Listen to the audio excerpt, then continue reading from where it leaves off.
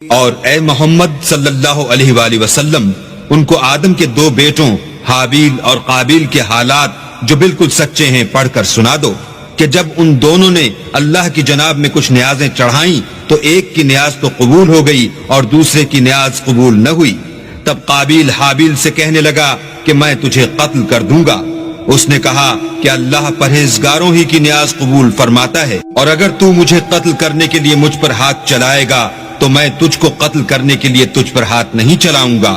مجھے تو اللہ رب العالمین سے ڈر لگتا ہے۔ میں چاہتا ہوں کہ تو میرے گناہ میں بھی ماخوذ ہو اور اپنے گناہ میں بھی، پھر زمرہ اہل دوزخ میں ہو، اور ظالموں کی یہی سزا ہے۔ مگر اس کے نفس نے اس کو بھائی کے قتل ہی کی ترغیب دی تو اس نے اسے قتل کر دیا اور خسارہ اٹھانے والوں میں ہو گیا۔ اب اللہ نے ایک کوا بھیجا جو زمین کریدنے لگا تاکہ اسے دکھائے کہ اپنے بھائی کی لاش کو کیوں کر چھپائے۔ کہنے لگا اے ہے مجھ سے تو اتنا بھی نہ ہو سکا کہ اس کوے کے برابر ہوتا کہ اپنے بھائی کی لاش چھپا دیتا۔ پھر وہ پشیمان ہوا۔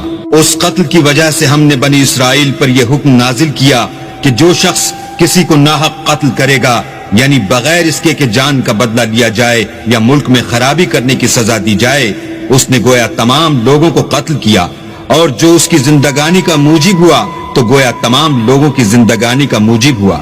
اور ان لوگوں کے پاس ہمارے پیغمبر روشن دلیلیں لا چکے ہیں، پھر اس کے بعد بھی ان میں بہت سے لوگ ملک میں حد اعتدال سے نکل جاتے ہیں۔